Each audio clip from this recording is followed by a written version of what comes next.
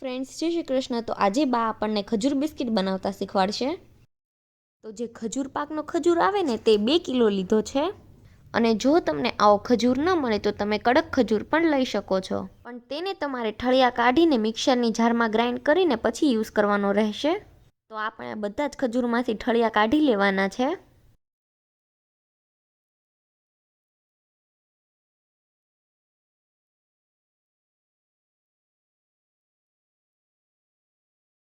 તો હવે આપણે કડાઈ લેવાની છે. તો કડાઈમાં આપણે 3 મોટી ચમચી જેટલું ઘી નાખીશું.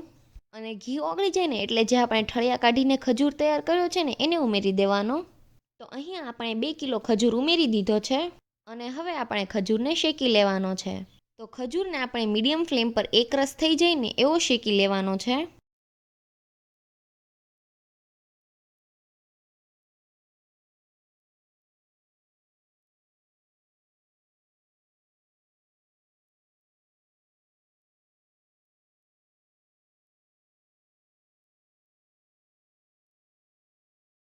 અને ખજૂરમાં હજી થોડું ઘી ઓછું લાગે છે એટલે ફરીથી 1 ચમચી જેટલું ઘી ઉમેરીશું.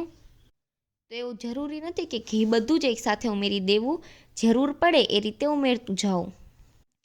અને હજી ખજૂરને આપણે થોડી વાર શેકાવા દેવાનો છે. તો તમે જોઈ શકો છો કે ખજૂર આપણો એકદમ સરસ શેકાઈ ગયો છે. અને હવે આપણે ખજૂરને અડી શકાય ને એવો ઠંડો થવા દઈશું. અને આ રીતનો રાળ થઈ જાય ને એવો શેકી લેવાનો છે. તો ખજૂર આપણો ઠંડો થઈ ગયો છે. તો બંને હાથે ઘી લગાડીને થોડો ખજૂર હાથમાં લઈ તેની આ રીતે થેપલી બનાવી લેવાની. તો અહીંયા આપણે 30 રૂપિયાવાળું બ્રિટાનિયા મેરીગોલ્ડ લીધું છે. અને તમે 2 કિલો ખજૂરનું ખજૂર બિસ્કિટ બનાવશો ને તો 30વાળું પેકેટ લેવાનું.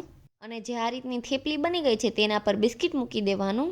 અને જે વધારાનો ખજૂર હોય ને તેને આ રીતે અંદર લઈ લેવાનો. અને ખજૂરની જરૂર પડે તો ઉપરથી થોડો ખજૂર લગાવી દેવાનો. અને હવે તેના ઉપર આપણે બીજું બિસ્કિટ મૂકી દેવાનું. અને તેના ઉપર જે બનાવેલી થેપલી છે તે મૂકી દેવાની.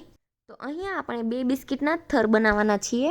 તો બિસ્કિટ બધી સાઈડથી કવર થઈ જાય ને એ રીતના ખજૂરથી કવર કરી લેવાનું.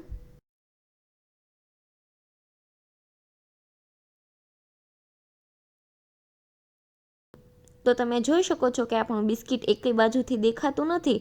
અને આપણું ખજૂર બિસ્કિટ એકદમ સરસ બનીને તૈયાર થઈ ગયું છે. અને થેપલી તમારે બિસ્કિટના સાઇઝની જ કરવી એટલે લેયર તમારા પરફેક્ટ બનશે.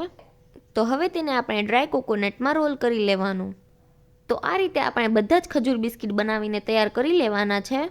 તો બધા જ ખજૂર બિસ્કિટ આ રીતે બનાવી લેવાના અને ડ્રાય કોકોનટમાં રોલ કરતા જવાના. તો બધા જ ખજૂર બિસ્કિટ બનીને તૈયાર થઈ ગયા છે. તો હવે તેને આપણે થોડી વાર સેટ થવા માટે રહેવા દઈશું.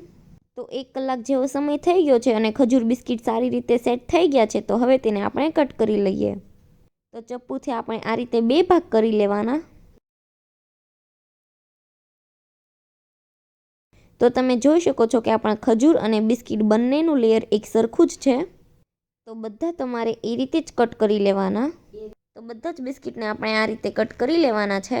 તો આ ખજૂર બિસ્કિટ બહાર જ તે 1 થી 2 મહિના સુધી સારા રહે છે.